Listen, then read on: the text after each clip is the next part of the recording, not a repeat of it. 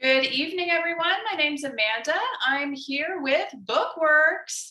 We're your local independent bookstore in the Rio Grande River Valley of North Albuquerque. When you're in the 505, please do come see us. We're open right now Tuesday through Saturday from 9 to 4, and we'll be expanding our hours as we move into the fourth quarter. Thank you for remembering to shop local this holiday season. We've appreciated all of your ongoing support during the pandemic.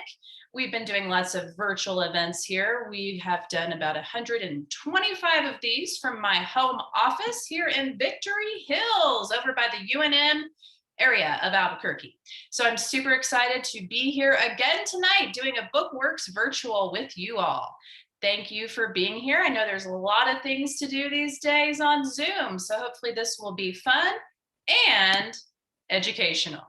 All right, we're here with Marguerite Kearns. She is an award-winning journalist and teacher who is now retired to our lovely Santa Fe in beautiful northern New Mexico. She has just finished a book called Unfinished Revolution. And this is a really, really cool book genre-wise. I hope we can talk a little bit more about that. It is a part memoir, and it is a suffragette story. Marguerite is going to tell us a little bit more about her family history once we get started here. So we'll talk for a bit, and if you have questions, be sure to type those into the chat, or you can raise your hand at the end and address the author directly. Let us know if you have questions, if anything comes up. We'll do a little Q&A at the end. All right, Marguerite, are you there? Do I see you? I think she might have, maybe she popped off there. Yeah, I'm not seeing Marguerite anymore. Okay. Well, we'll do a little freestyle here. If you would like to find out more about our upcoming virtual events, you can do that on our website. Our website is our name without the O's. So it's bkwrks.com. And I'll type that into the chat as well as a link to buy Marguerite's book. I just got a message and it looks like they're doing some troubleshooting. So we'll be right back with her soon. It's always really fun in the Zoom era here to try to get everybody connected at once. So I am glad that you all are here with us. Here's Marguerite. We'll get her back in here. You can feel free to start your cameras if you'd like, or you can stay off camera. And again, feel free to type in any questions you have into the chat. Okay, let's get her up here. Let's get her unmuted. Let's get her pinned or spotlighted. We'll start Marguerite's video. Are you there, Miss Kearns? Oh, looks like she got, oh, wait, here we are. Hello. Hello. Hi, I was just telling the lovely folks here about your new book, Unfinished Revolution, and what an interesting mix it is. The genre of doing a family history, a little bit of memoir, and just all the national history that comes in with this suffragette story. Do you want to tell us a little bit about how this project was conceived? Just how did you get started on this, Marguerite? Well, it's been a lifetime of doing this work, starting when I was 10 years old and asking questions about my late grandmother. And my grandfather, he started telling me, and pretty soon it became a life project. And I think that it's called Passing the Torch. This is an unfinished revolution, Edna Buckman Kearns and the struggle for women's rights. And I feel like I'm passing the torch. Someone passed the torch to my grandmother, and I'm passing the torch to other people. And my mother was in between, and there's a lot of people that are going to be reading this book. And each time they read the book, it'll be passing the torch to the future. And so that's about my family. They're real people. They were real activists. They're no longer around. So I feel like I'm the recipient of a long history of activists. And it starts with my grandmother and my grandfather, and they're an unlucky couple, unlucky and unlikely couple.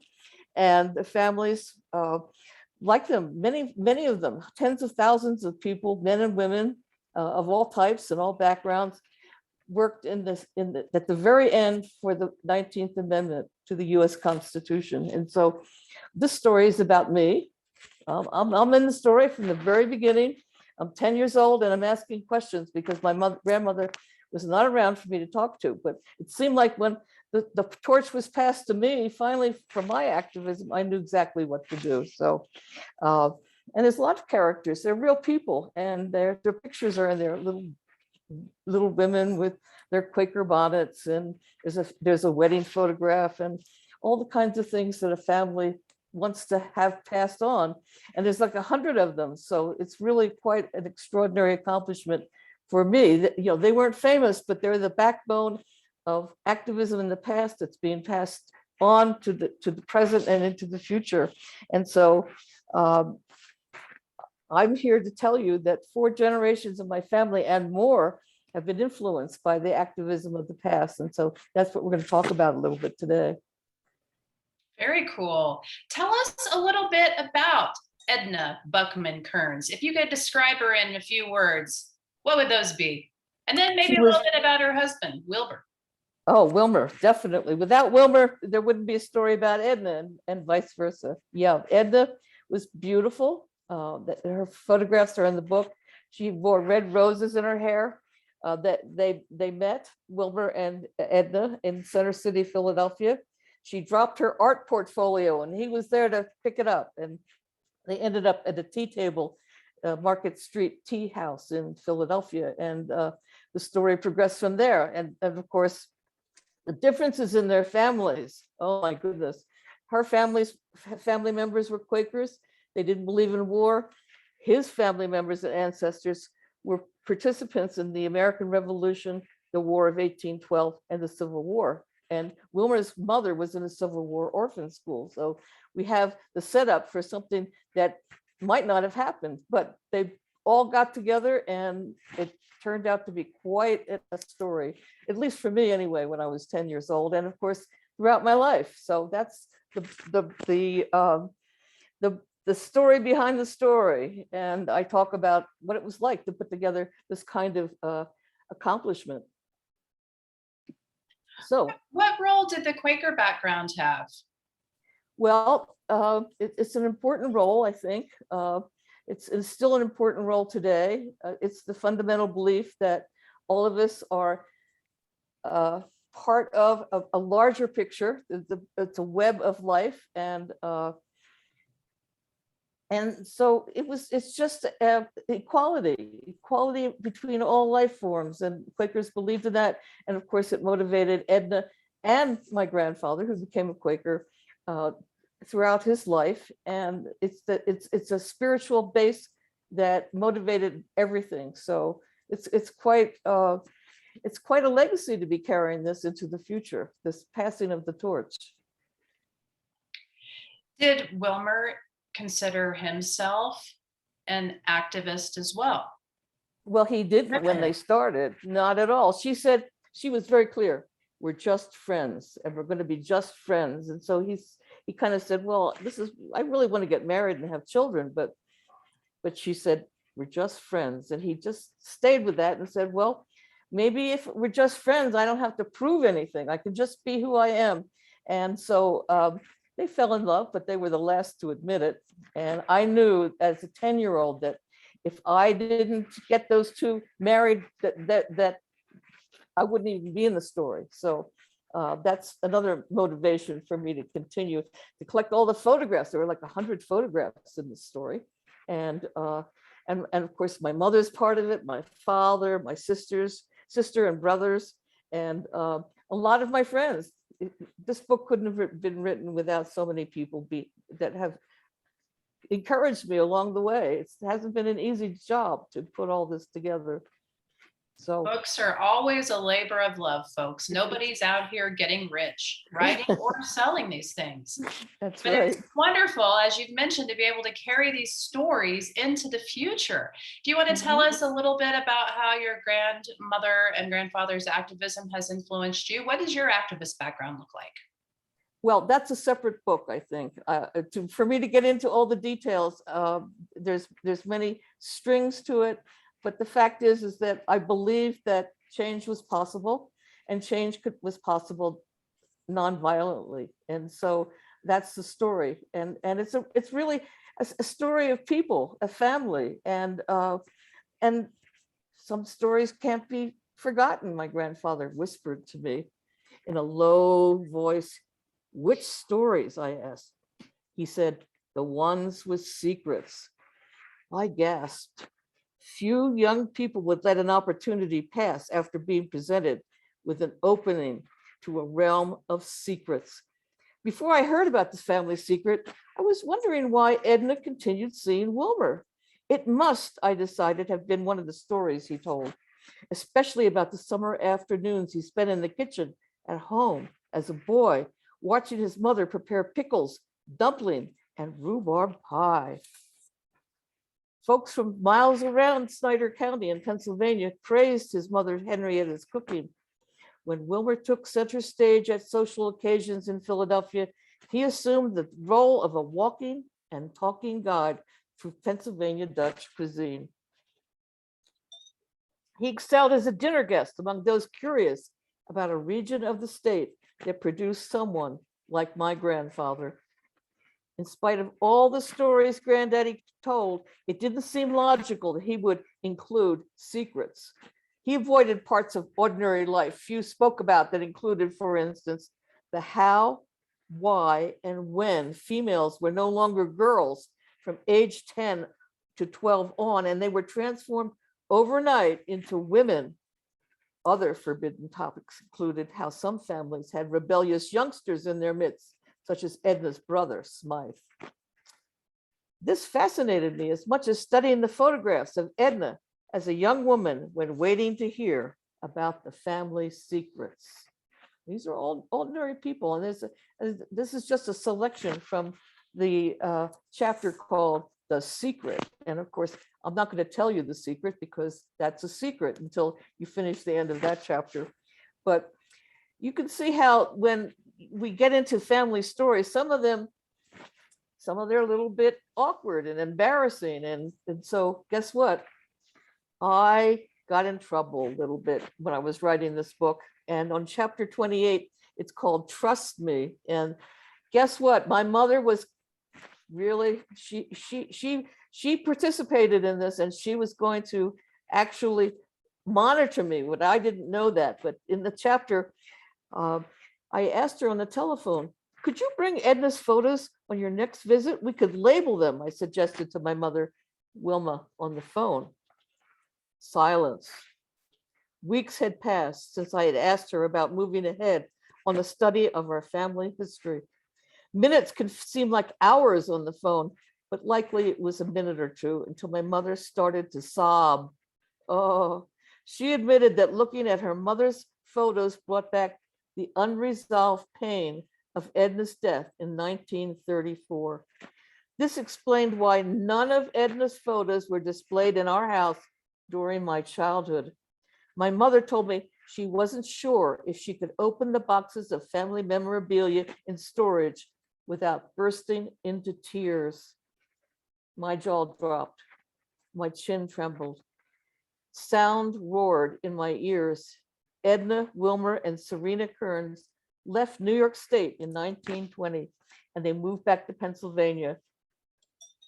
They lived at Echodale, the family home for the Buckmans, and established a flower nursery, Echodale Gardens. My mother, Wilma, was in her early teens from 1933 to 1934 when she missed a year of school to stay home and care for Edna during her last stage of breast cancer.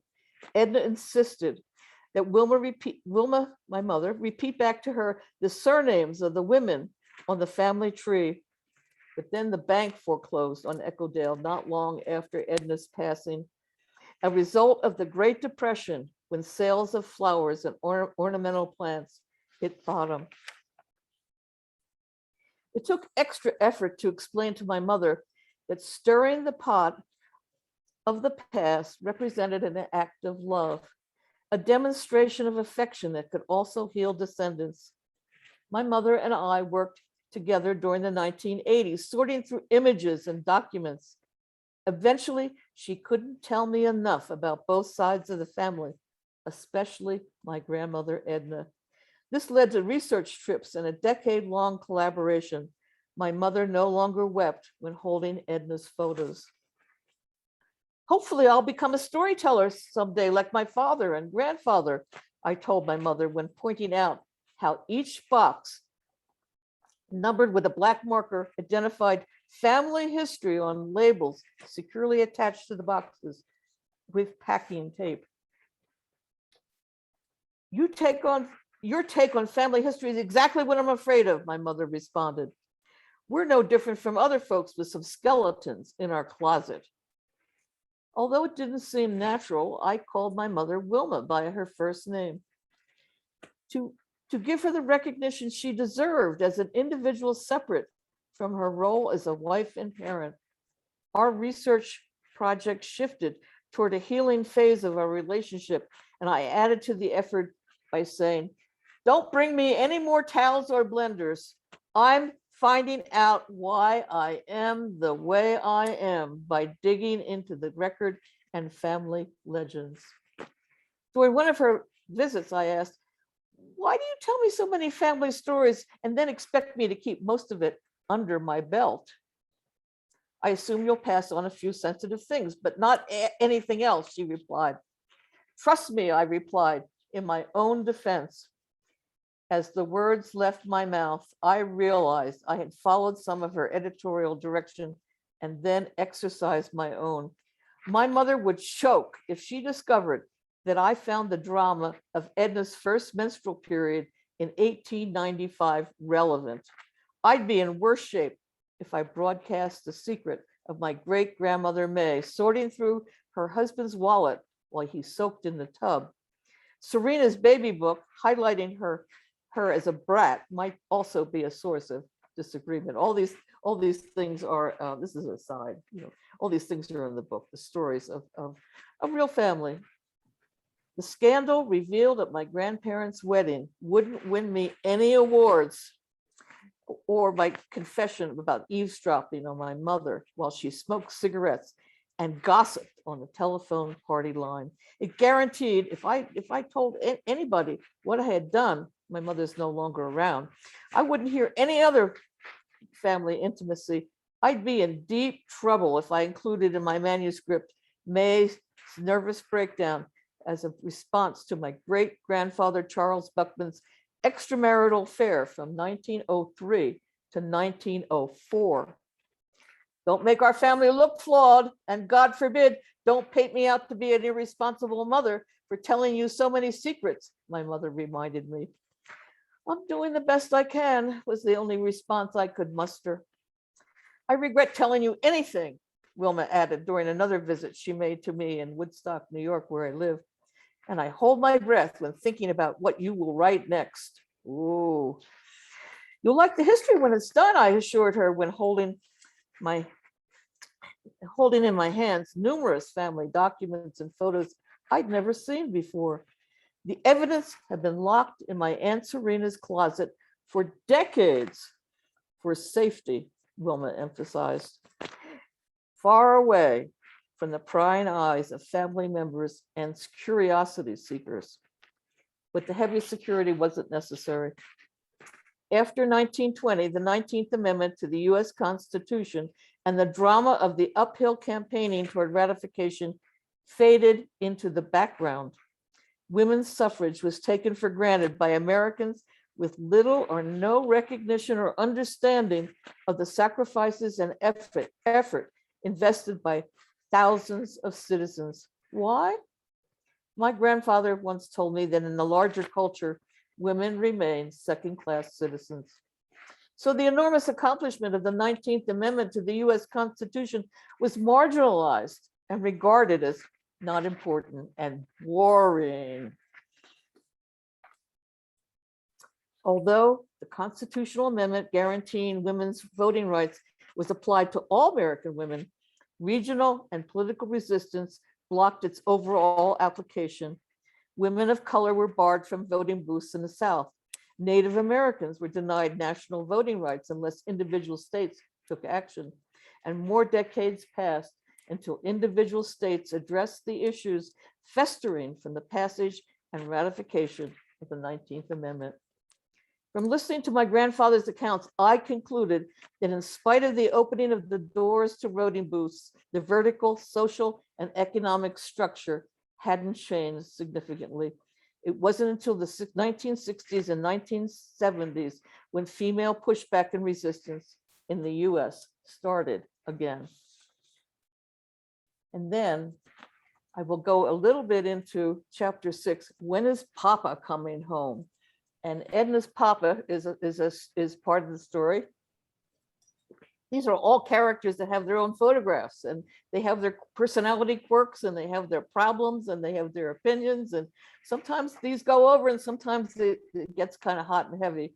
And also there's a story about the spirit of 1776 wagon that my grandmother used for grassroots organizing, and it's in the New York State Museum. Right now, it's back in the warehouse because there was too much light coming in from the outside, and it had been continuously exhibited since 2017. So people can't see it this year, but they can go to my website, suffragewagon.org, and see pictures of it in the past. And now we're going to go on for a brief little story about the implications of my grandmother getting her first menstrual period in 1895. I mean, oh my goodness, this was scandalous, and it caused a lot of uproar in my family because I wanted to tell the story. I felt it was not so much a personal story about my family, but it said a lot about the culture in which they lived and the context of their times.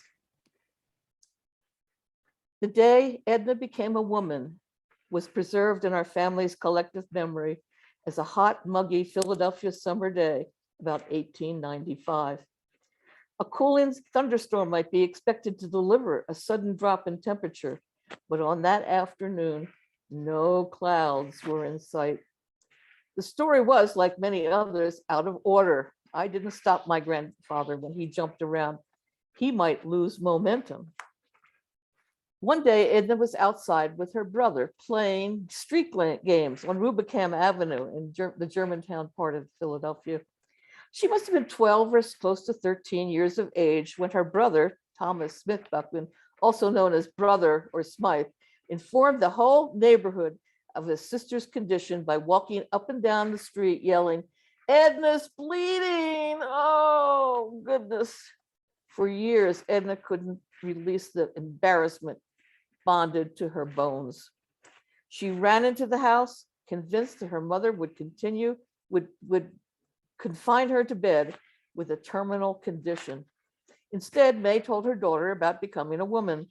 For May Buckman and what many called the Victorian generation, sexual expression and reproduction was mentioned to only a few people, and then only when absolutely necessary. So when I found references to my grandmother going into the hospital or going for tests, or she had to sit down during speeches, I could only assume that she was pregnant or she had perhaps had complications. The day Edna became a woman, her mother May had spent the afternoon sweating over a spice cake recipe from Mrs. Hattie A. Burr's suffrage cookbook. She planned for roast chicken, mashed potatoes with gravy, freshly baked bread, and greens from the garden.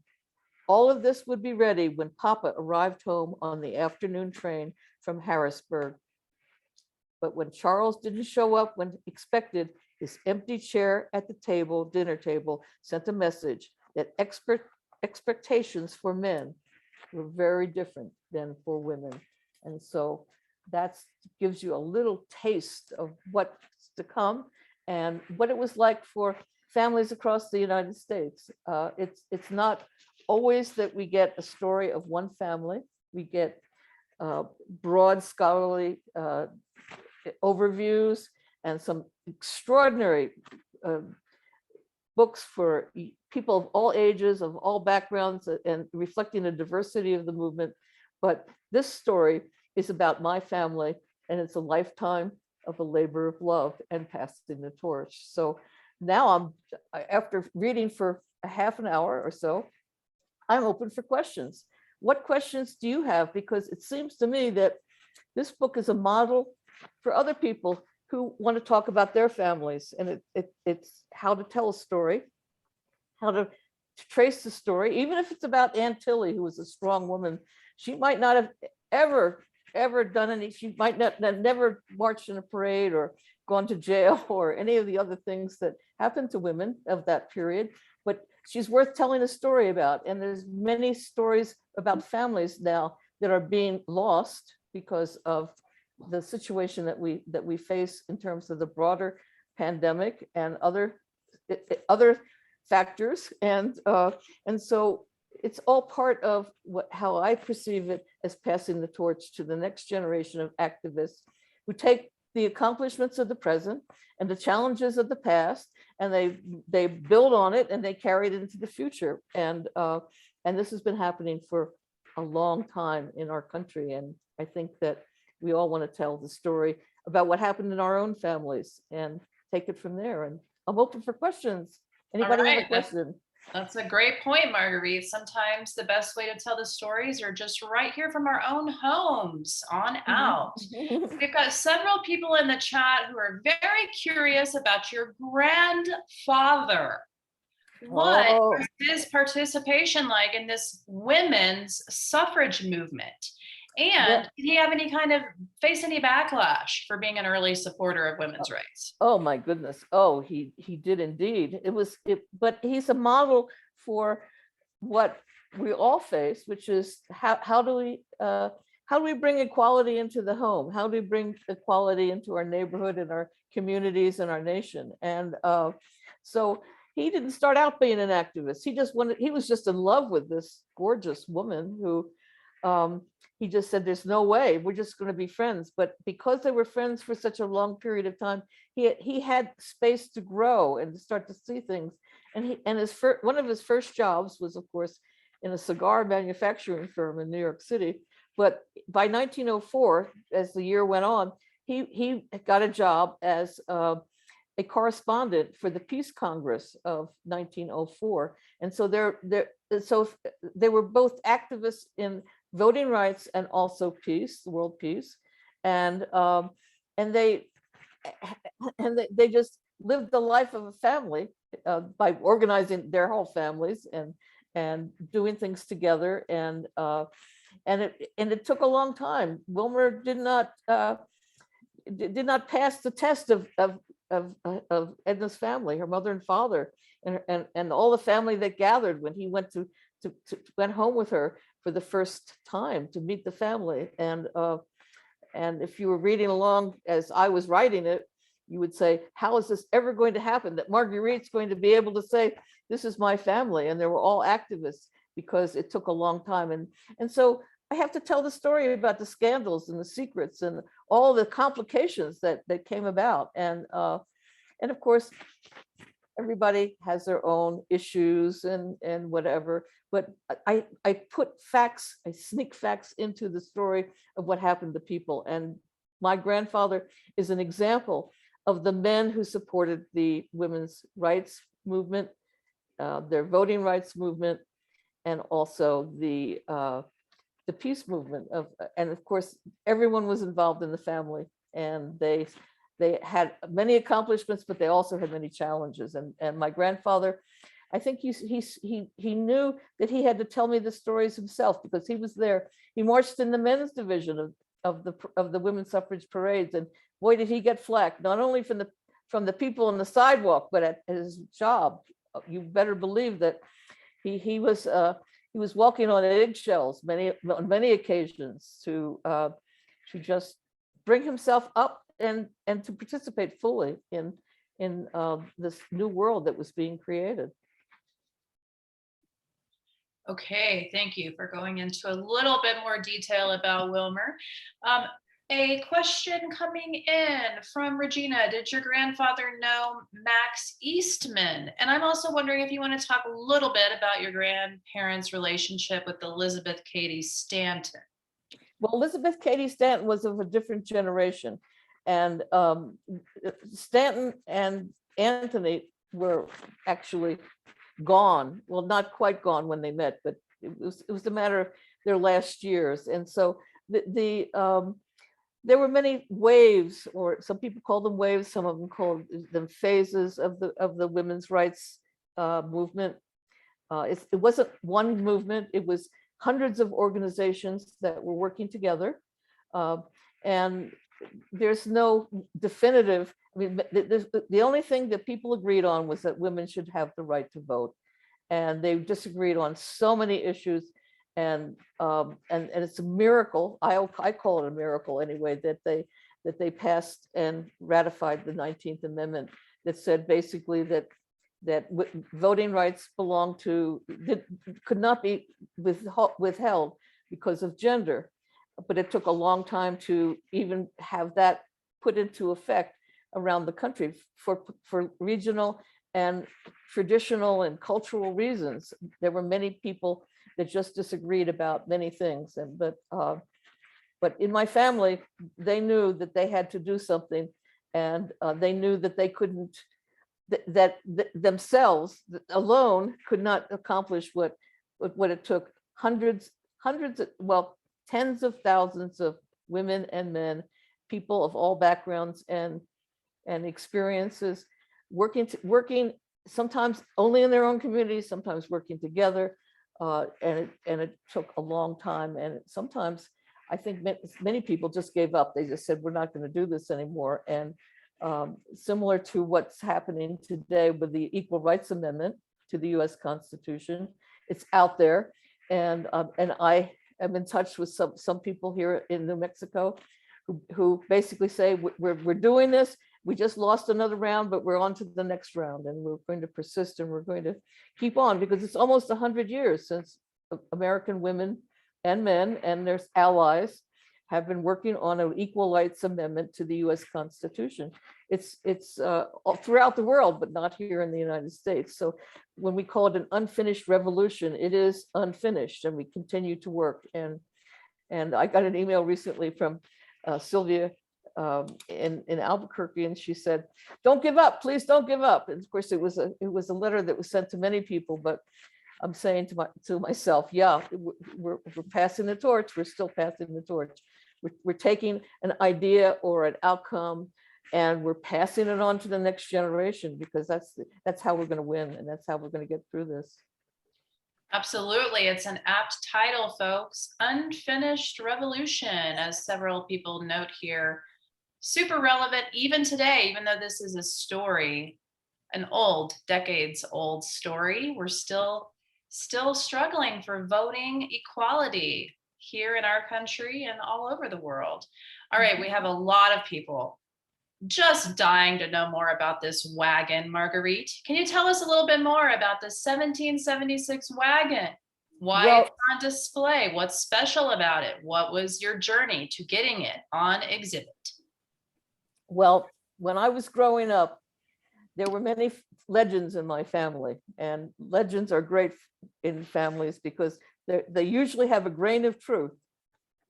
And the grain of truth when I was a little girl was that George Washington used this wagon when he was inspecting his troops for the Battle of Long Island in 1776. Now, well, I believed it, and and we got into arguments about how much this wagon was worth. It was worth probably $1 million, according to my brothers and some people in my family. And so anyway, in 1913, my grandmother and her friends were given the wagon. She was working then for the New York State Women's Suffrage Association, which had its headquarters on Madison Avenue in New York City. And they took the wagon to Barnstorm on Long Island. And so it's an artifact.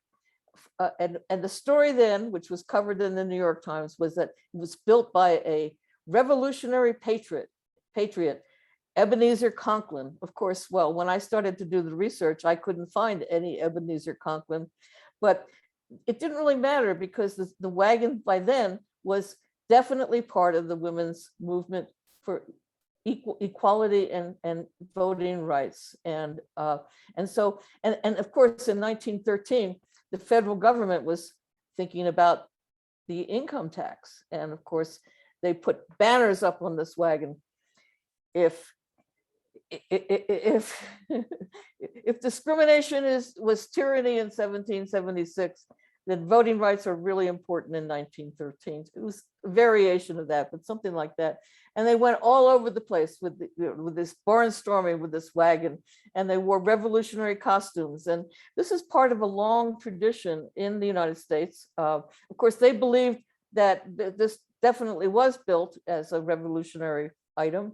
And there's even a historic plaque in Huntington, New York today about a big confrontation that occurred in Huntington on the main street of my grandmother in a wagon and the mother of one of her friends, Rosalie Jones from Long Island, who was an anti. She opposed women voting. So it was quite a scene, and it was covered in the newspapers. And so there's a lot of controversy around this wagon, and the idea behind it had to do with patriotism. How did these people define patriotism? And it's dry in the Southwest.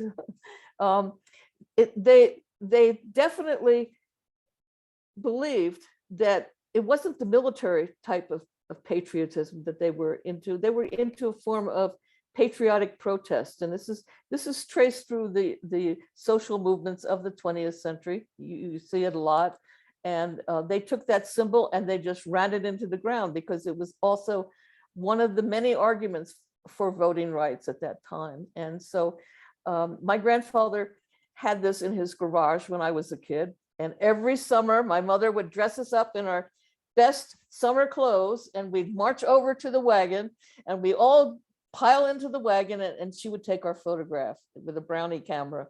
And I have several of these photographs from when I was a kid, and it was a big event. And of course, I didn't realize that the wagon and all of my grandmother's papers and there's about 20 bank boxes of her papers would come down to me.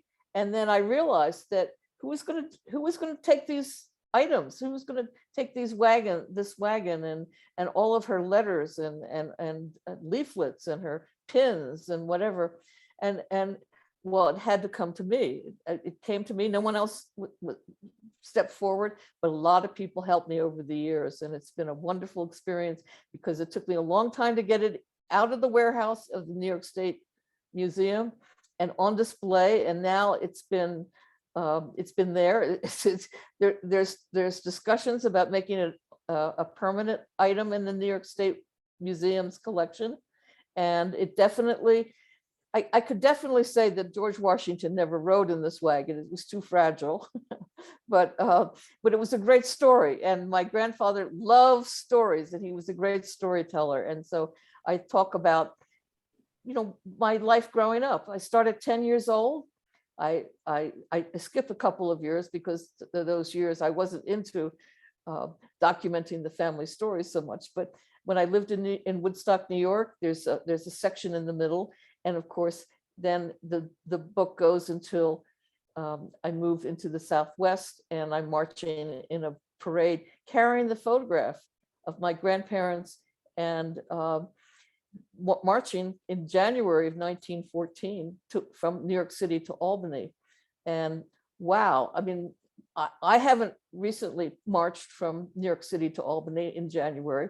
I don't think I ever have in my life, but the fact that they did it, and they did it because they wanted to keep the issue alive. They wanted to make the point again about women's equality. And they weren't alone. This is what they had to do. It was a tactic, an organizing tactic. But in 2019, I marched in the women's parade in Santa Fe, New Mexico. And what did I carry? I carried a photograph. I made it quite large, and it went from my neck down to my hips. And I wanted to make the point that American women and men, because my grandfather was in the photograph too, and it's in the Library of Congress, they've been marching for a long time for equality and recognition. And so it was another tactic, and it's a symbol. It's a symbol of of people of all types, basically saying, we're not going to put up with this anymore. We're going to take action. And it's the accumulated action of many people, and that has continued over the generations to where we are today. And so I have to keep bringing the story back to all of us today.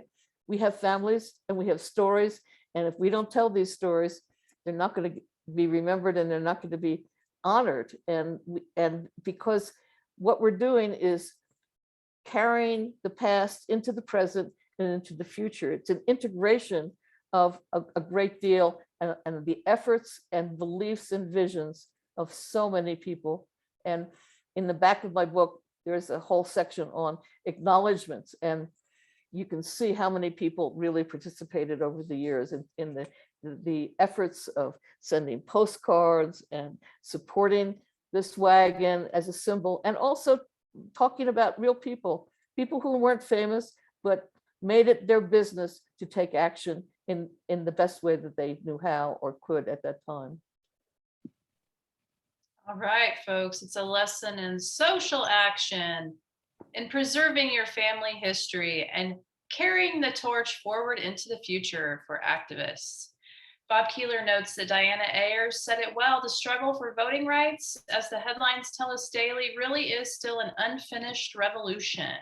Thank you for your comments. Thank you for your questions, Regina. Regina had a couple more questions. Did your grandfather know Max Eastman? Carrie Chapman Catt, did they know her? Tell us more about some of these people before we get going here. Well, it's not likely that my grandmother knew the what they called the war horses of a very different generation. They were very old when she was just coming up into the ranks of being an activist. But Max Eastman, he was one of the founders of the men who supported women's struggle for equality and voting rights and peace in the world. And so I can only assume that my grandfather ran into him at various times. I don't know, I don't have any proof of it, but I just know that there weren't a lot of people in the very early days. I mean, they all knew each other in some way, and they worked together, and they had to, because it took a long time, it took many decades before it became an idea that was accepted by the mainstream of Americans. All right, thank you all so much for your questions. I just dropped the link to Marguerite Kearns' book, Unfinished Revolution. You can pick that up from Bookworks. Our website is bkwrks.com. That's our name without the O's. Please do consider buying this book from us to continue to support our store and our event program. Marguerite Kearns' new book just came out from the State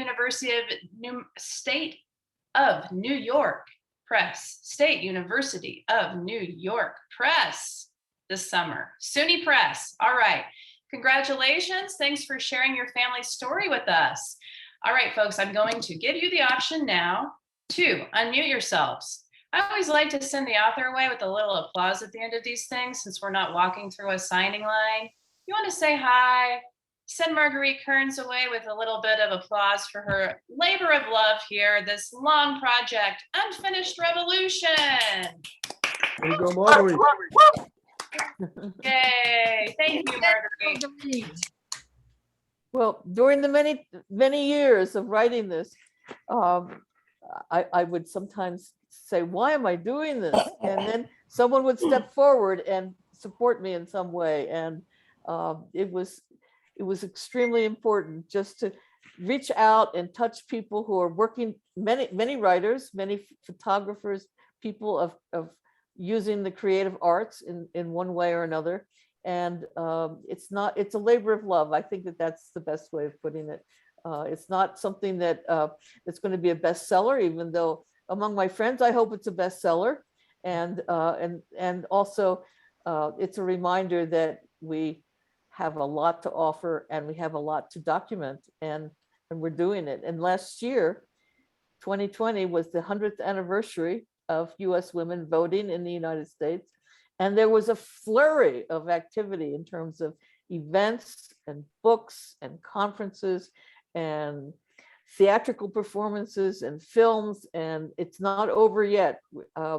We were held back a little bit by the circumstances of politics and health and safety and other issues, but we're carrying it on, and it's not going away. I think we've made incredible progress. I could not have ever imagined that in 2020, in November, that the first woman would be elected to the White House as the vice president.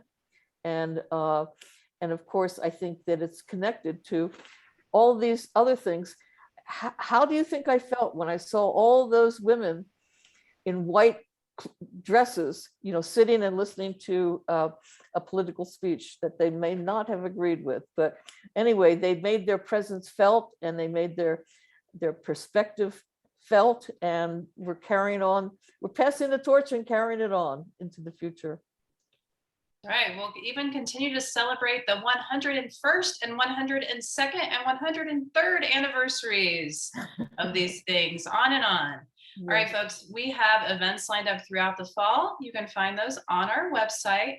Please remember to shop local this holiday season. I'm just going to say it one more time. It's good to support your communities. Talking about social action, every dollar you spend, 70% stays in your community. It doesn't go off to Jeff Bezos into outer space or whatever. So one social action you can do this holiday season is remember to shop local. Thank you all so much. Have a great evening. Bye. Bye. Bye, Marguerite. Bye. Congratulations. Bye-bye. Thank you. Wonderful. I don't think she can tell.